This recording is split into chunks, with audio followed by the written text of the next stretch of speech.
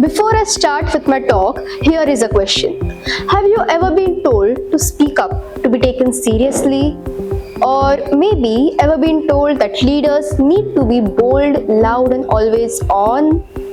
When we picture a leader, what comes to our mind? It can be someone commanding, outspoken, the kind of person who can own the room. In short, an extrovert. So, if you're the kind of person who'd rather write an email than speak up in a meeting, or if networking event sounds more like a punishment than an opportunity, you're welcome.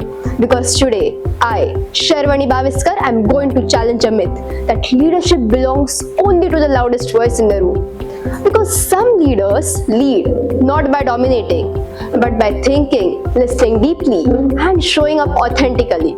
So ladies and gentlemen, let me start my talk on the topic how introverts can lead without changing who they are. We live in a world that celebrates visibility. From classrooms to boardrooms, we often think that the best leaders are the ones who speak the first or the loudest. But leadership isn't about volume, it's about value. A Harvard Business Review study found out that the teams led by introverted managers were more productive when employees took initiatives because introverts listen, reflect, and empower rather than compete. Think of leaders like Mahatma Gandhi, who inspired through quiet conviction, or Rosa Parks, whose stillness sparked a movement. They led by being themselves, not by changing for the spotlight. Introverts have a unique ability, the ability to pause.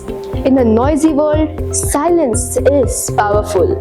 While extroverts draw energy from the crowd, introverts find clarity in the solitude. Before important moments, I reflect alone. My quiet preparation is my superpower. Introverts adapt with thoughtfulness and act with quiet strength because leadership isn't about owning the stage, it's about making space for others. Introverts excel in one-on-one talks, mentoring, and deep problem solving. They listen first and then decide with care. This reminds me of a Japanese proverb: the bamboo that bends is stronger than the oak that resists. So coming to the point, how can introverts lead without pretending to be extroverts?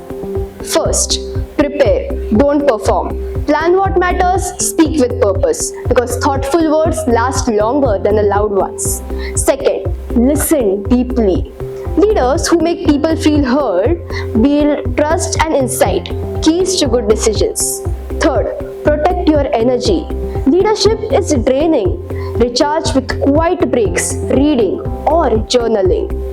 I once thought that leaders had to act louder and faster than it felt. But leadership is presence, not performance. The world doesn't just need leaders who talk. It needs leaders who think, feel, and connect. To all the quiet thinkers and deep listeners, leadership is already within you. You don't need to shout to be heard. Just show up as yourself, because sometimes the quietest voice is the strongest. With this, let me conclude my speech. Thank you.